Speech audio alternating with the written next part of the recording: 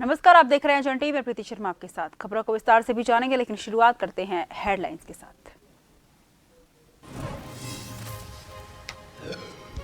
CM Dhami ने आज के दिन को बताया ऐतिहासिक। कहा, शाह ने एक संविधान, एक निशान, एक प्रदान हुआ था लागू, वही राम मंदिर की रखी गई थी नींव।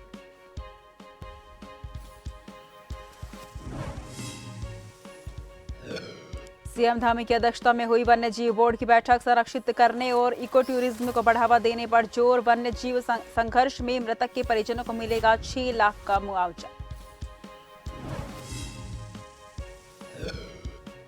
रक्षाबंधन पर महिलाओं और बहनों को तोहफा। 30 अगस्त को बसों में महिलाएं कर सकेंगी निःशुल्क यात्रा। सरकार उठाएगी खर्चा। सीएम धामी ने जारी किए आदेश।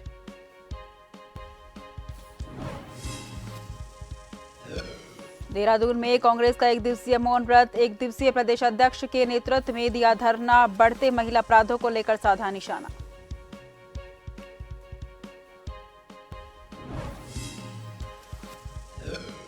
उत्तरकाशी के दयारा बुग्याल 11,000 फीट की ऊंचाई पर होगा बटर फेस्टिवल का आयोजन। छाछ और मक्खन की खेली जाएगी होली। दुनिया का है अनोखा पहला मेला।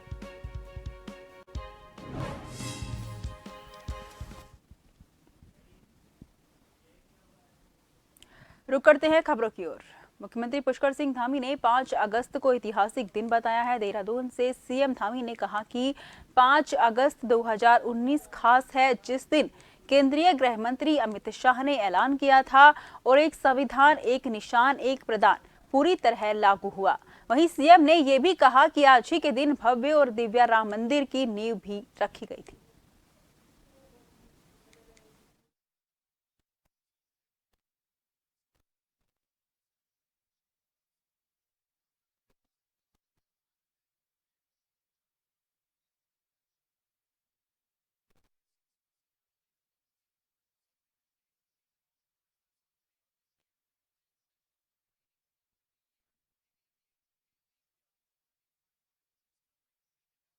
राष्ट्रभक्त लंबे समय से आज का दिन बहुत ऐतिहासिक दिन है। 5 अगस्त 2019 का दिन, चूँकि आज ही के दिन 5 अगस्त 2019 को देश के अंदर एक संविधान, एक निशान और एक प्रधान ये पूरी तरह से लागू हो पाया। और इसका पूरा श्रेय हमारे देश के आदरणीय प्रधानमंत्री मोदी जी को जाता है, जिनके नेतृत्व में धारा 370 समाप्त हुई और देश का एक नया अध्याय प्रारंभ हुआ। जिस अध्याय की लोग देश की आज़ादी के कालखंड से लेकर लगातार इसका इंतजार करते रहे। इसलिए मैं आदरणीय प्रधानमंत्री जी का बहुत अभिनंदन करना चाहता हूं कि उनके नेतृत्व में देश कश्मीर से लेकर कन्याकुमारी तक सच मायने में एक हुआ। हम सब के आराध्य देव भगवान श्री राम का भव्य और दिव्य मंदिर की जो नींव है वह भी आज ही के दिन रखी गई, जिसका भी राम भक्त और राष्ट्र भक्त लंबे समय से इंतजार कर रहे थे। उत्तराखंड की बहनें रक्षाबंधन वाले दिन 30 अगस्त को उत्तराखंड परिवहन निगम की बसों में उत्तराखंड में मुफ्त में यात्रा कर सकेंगी। सीएम धामी ने सचिव परिवहन अरविंद सिंह होकी को इस संबंध में निर्देश जारी कर दिए हैं। बता दें कि राज्य सरकार कई वर्षों से रक्षाबंधन पर बहनों को रोडवेज की बसों में निःशुल्क यात्रा की सुविधा देती आई है। इस बार भी यात्रा के दौरान महिलाओं और बहनों से बसों में कोई किराया नहीं लिया जाएगा। इसका पूरा खर्चा सरकार वहन करेगी।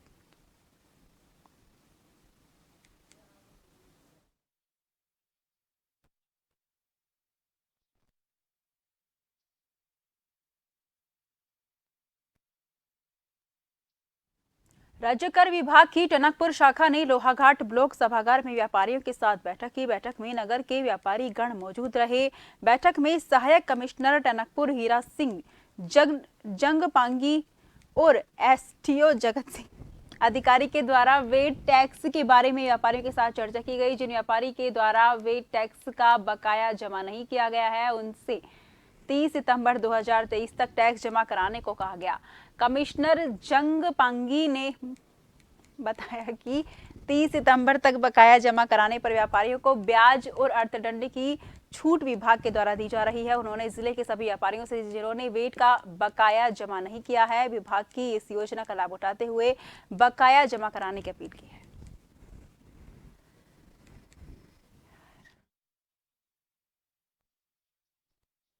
ब्याज माफी से संबंधित पुरानी बकाया के संबंध में शासन द्वारा नई एक स्कीम लाई गई है। इस पे जो है पुराने वेट अवधि की बकाया को जमा करने के लिए, जिसपे बिना ब्याज के, बिना पेनल्टी के आप जमा कर सकते हैं। शासन द्वारा एक स्कीम चलाई है, वन टाइम सेटलमेंट योजना। इसके अंतर्गत आप लोग जो भी आपकी वैट की बकाया है, व्यापार कर की और उसमें प्रवेश कर की और जो पेनल्टी की बकाया है उनको माफी की स्कीम, केवल उसमें ब्याज माफी की स्कीम करी गई है। आप मूल अगर जमा कर दें तो पेनल्टी और वो आपका। थराली नगर क्षेत्र के अंतर्गत अपर बाजार वार्ड में नासिर बाजार की अनुसूचित जाति बस्ती में पिंडर नदी से हो रहे कांटों के चलते कई आवासीय मकान खतरे की जद में आ गए। शुक्रवार शाम इन आवासीय मकानों के नीचे पिंडर नदी के किनारे चट्टान खिसकने से बड़े बोल्डर और मलबा नदी में समा गया, जिसके बाद से बच्चे चट्टान के ऊपर बसे अनुसूचित जाति बस्ती के 5 परिवारों के आवासीय मकान को खतरा उत्पन्न हो गया है। वहीं तहसीलदार प्रदीप नेगी ने भी कल देर शाम तक मौके का मुआयना कर भूस्खलन की जद में रह रहे 2 परिवारों को सुरक्षित शिफ्ट करवा दिया है। वहीं उप जिलाधिकारी थराली रविंद्र जुआठा ने जानकारी देते हुए बताया कि खतरे की जद में रह रहे परिवारों को उनके रिश्तेदारों के वहां शिफ्ट किया गया है।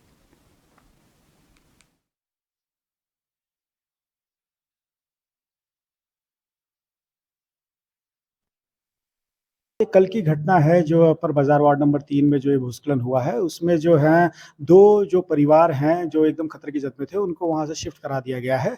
बाकी अन्य लोगों को भी एहतियातन बता दिया गया है कि वो भी सुरक्षा की दृष्टि से वहां पर ना रहें। हालांकि सभी लोग जो हैं अपने अपने रिश्तेदारों के यहाँ पर शिफ्ट हो गए हैं। हाँ, मुझे भी ऐसा सुनने में आया कि ऐसा शायद 2013 की आपदा के दौरान ऐसा हुआ था, लेकिन इसमें एक विस्तृत जांच रिपोर्ट पहले मेरे द्वारा मांगी गई है। उसके आने के बाद ही हम इसमें देखेंगे कि किस प्रकार से अग्रिम कार्रवाई करी जा सकती है। अपर बाजार में जो भू धसाव हुआ है उससे 2 परिवार प्रभावित हैं और अभी तक भूस्खलन जारी है। बारिश होगी तो खतरा बढ़ सकता है, लेकिन अभी इतना खतरा नहीं दिखता है। कारण क्या रहा कि नदी का कटाव नीचे से हो रहा है। पूर्व में वहां पर सुरक्षा दीवार बनी थी जो 2019 में पिंडर नदी के बहाव से टूट गई थी। लगभग 20 से 25 मीटर का हिस्सा टूट गया था और नदी का बहाव उसी क्षेत्र में है। पिछले माह 13 जुलाई को मोटा ढाक में मालन पुल ढहने के बाद से भावर के औद्योगिक क्षेत्र समेत 35 गांवों के लिए आज से भारी वाहनों की आवाजाही शुरू हो गई है। भारी वाहनों के साथ ही इस मार्ग पर स्कूटी, बाइक, कार, स्कूल बसों, ट्रकों का संचालन भी होने लगा है। बता दें कि मालन नदी पर 300 मीटर पैच पर होम पाइप की मदद से वैकल्पिक मार्ग बनाया गया है। बता दें कि विधानसभा अध्यक्ष स्थानीय विधायक रितु खंडूरी भूषण ने वैकल्पिक मार्ग को युद्ध स्तर पर बनाने के निर्देश दिए हैं। साथ ही वे खुद मार्ग के बनने की प्रतिदिन की रिपोर्ट ले रही थी और वैकल्पिक मार्ग का स्थलीय निरीक्षण भी कर रही थी। विधानसभा अध्यक्ष ने वैकल्पिक मार्ग को 21 दिनों के भीतर पूरा करने का लक्ष्य रखा था, जिसे समय अवधि पर पूर्ण कर दिया गया है।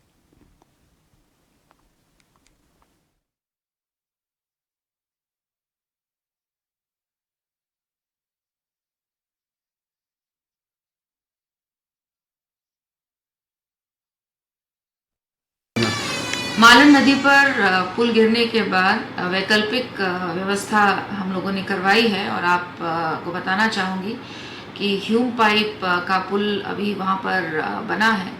एक वैकल्पिक ही मार्ग है और वैकल्पिक व्यवस्था हमने प्रयास किया है कि कोटद्वार को मिल जाए, ताकि भावर और कोटद्वार शहर के बीच में जो दिक्कतें आ रही थी, जुड़ाव ख़त्म हुआ था, वो फिर से जुड़ जाए।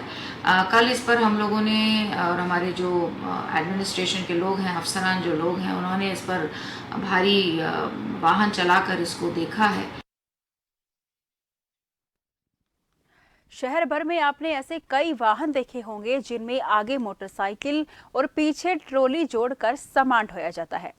आरटीओ सुनील शर्मा के अनुसार ऐसे वाहन पूरी तरह से प्रतिबंधित हैं और इन वाहनों का संचालन आरटीओ के नियमों का उल्लंघन भी है।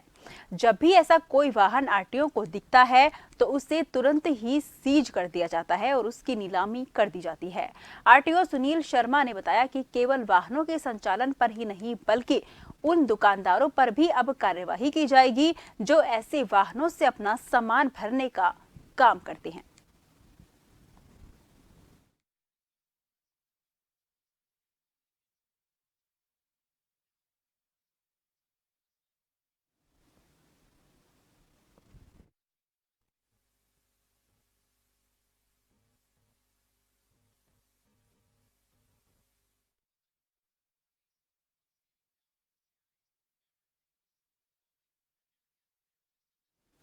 खबरों का सिलसिला जारी रहेगा, फिलहाल लेते छोटा सा ब्रेक।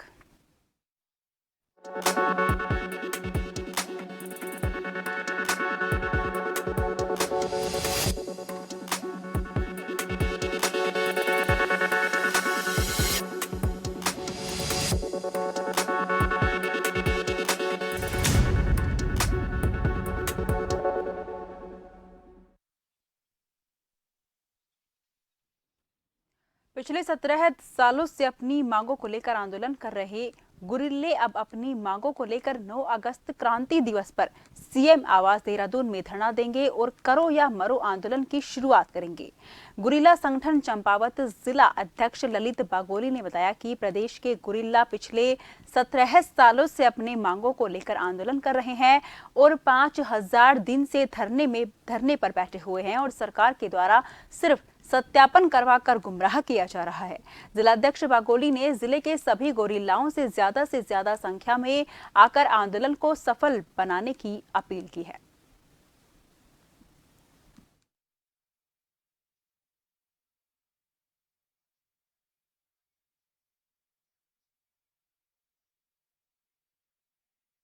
हमें लंबा संघर्ष हो गया, 5000 दिन हमारे अल्मोड़ा में हो गए हैं, 17 साल से आंदोलन करते करते हो गए हैं। हमने अपने शरीर तक को भी निछावर कर दिया है और सरकार हमें लगातार गुमराह करती आ रही है। कभी हमारा सत्यापन कर रही है, कभी कुछ कर रही है।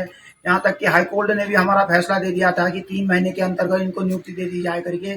उसके बाद भी सरकार ने हमारे ऊपर कोई कार्रवाई नहीं की है, लगातार सत्यापन करती आ रही है। 2 बार सत्यापन कर दिया है और हम लोगों ने यह तय किया है कि 9 अगस्त को जो क्रांति दिवस है उस दिन हम एक गुरिल्ला लोग जो है देहरादून में सीएम आवास कूच करेंगे, एक बड़ा कार्यक्रम करेंगे और हम लोगों ने यह तय किया है कि जब तक हमारी मांग पूरी नहीं होगी तब तक हम वहां से उठेंगे नहीं।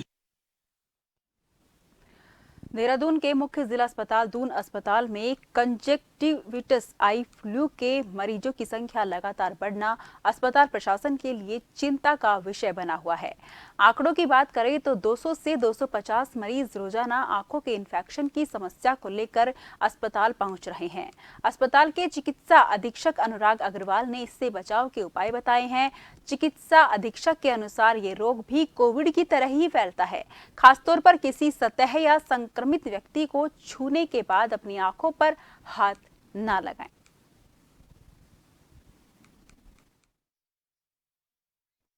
देखिए, कंजक्टिवाइटिस एक वायरल एक रोग है। जैसे कोविड में हमने देखा कि ये सतह छूने से और एक इन्फेक्टेड पर्सन अगर कोई है तो उसके साथ आसपास अगर हम छू लें तो इस तरह से हो सकता है। तो ऐसे में सारे प्रिकॉशन वही है कि हम जब भी कोई सतह छुए तो हाथ को धोएं, हम आंख खुजा रहे हैं तो टिश्यू यूज करें, उसमें रुमाल भी यूज ना करें और टिश्यू को डिस्कार्ड कर दें।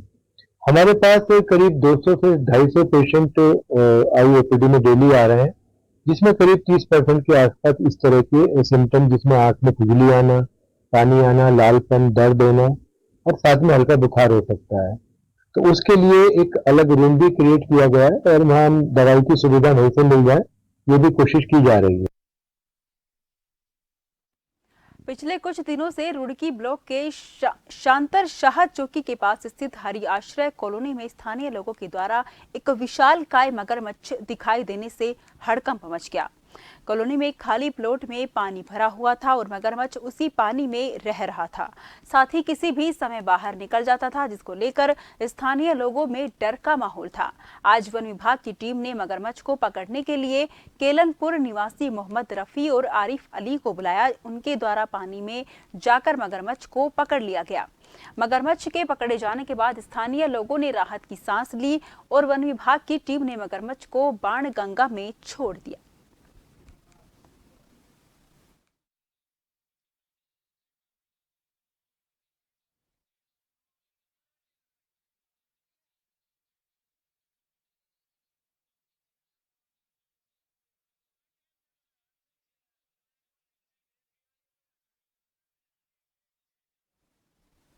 डोईवाला में सरकार की नया शहर बसाने की योजना इंटीग्रेटेड टाउन सिटी और टाउनशिप का लगातार विरोध हो रहा है, लेकिन सीएम धामी और मंत्री प्रेमचंद अग्रवाल इस योजना को सिरे से नकार चुके हैं।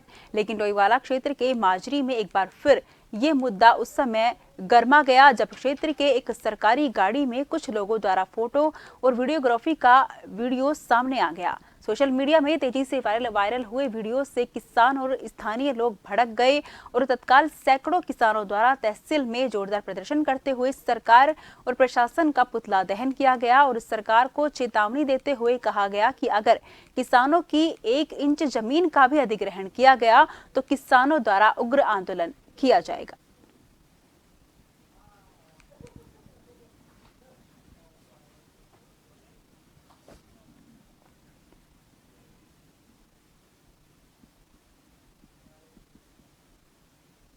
जाहिर सी है हमारी नाराजगी। ये लोग पीठ पीछे वार क्यों कर रहे हैं? ये सामने क्यों नहीं आ रहे? सामने आके बात क्यों नहीं करते हैं?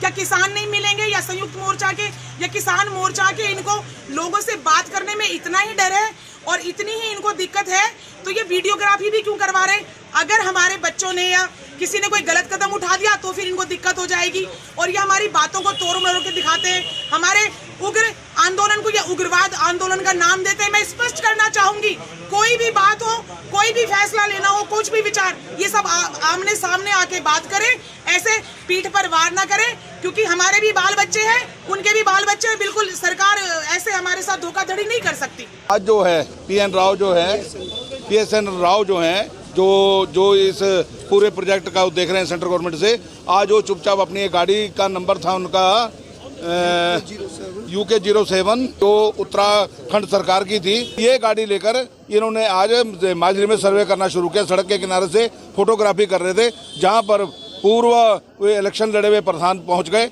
और उन्होंने जाके जब उन्हें देखा तो वहां से वो गाड़ी लेकर भाग गए। इस तरह की जो गतिविधि, एक तरफ माननीय मुख्यमंत्री जी हमें आश्वासन दे रहे हैं कि जी किसी तरह की कोई कार्रवाई नहीं है, सब कुछ हटा दिया जाएगा, लेकिन उसके बावजूद इस तरह की जो चोरी छिपे कार्रवाई हो रही है ये बहुत गलत है और तहसील प्रशासन में इसकी कोई सूचना है तो SDM महोदय हमें बताएं, नहीं है तो ये इस तरह यदि गाँव में घुसेंगे, कोई कल को किसी तरीका का कोई वहाँ पर अप्रिय घटना होती है तो उसका जिम्मेदार कौन होगा। रुड़की गंगनहर कोतवाली क्षेत्र के पाडली गुज्जर गांव में स्थित गैस एजेंसी के गोदाम में अचानक ही गैस का एक सिलेंडर फट गया, जिस कारण मौके पर मौजूद शादाब नाम का एक युवक घायल हो गया, जिसको उपचार के लिए निजी अस्पताल में भर्ती कराया गया। पुलिस मामले की जांच कर रही है। बता दें कि पाडली गुज्जर गांव में गैस एजेंसी का एक गोदाम है, जिसमें अचानक ही गैस का सिलेंडर फटने से ये हादसा हो गया।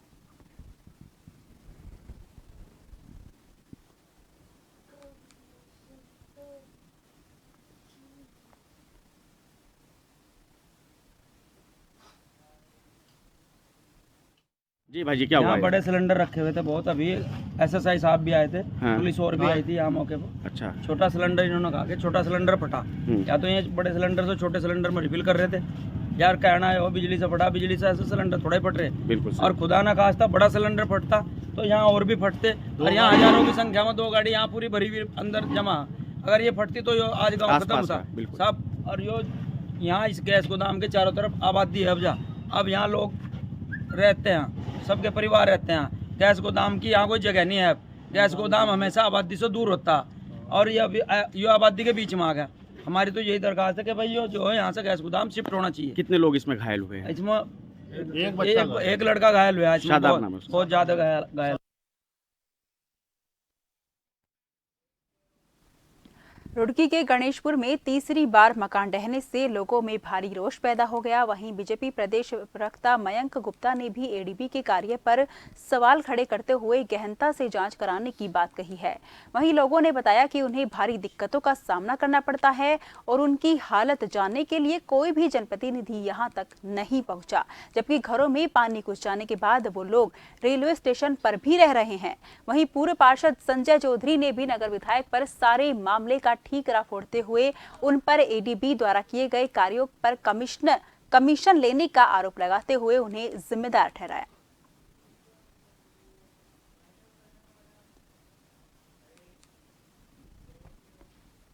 फिलहाल के लिए मुझे दीजिए इजाजत। देश भर की तमाम खबरों के लिए आप लगातार देखते रहिए जन टीवी, क्योंकि हम हैं जन जन की आवाज।